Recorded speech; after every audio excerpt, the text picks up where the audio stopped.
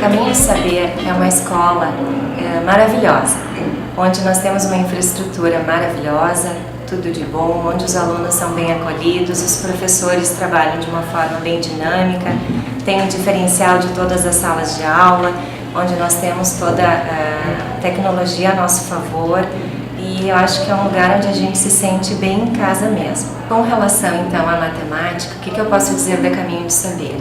Ela nos proporciona várias formas de trabalhar diferente com o aluno.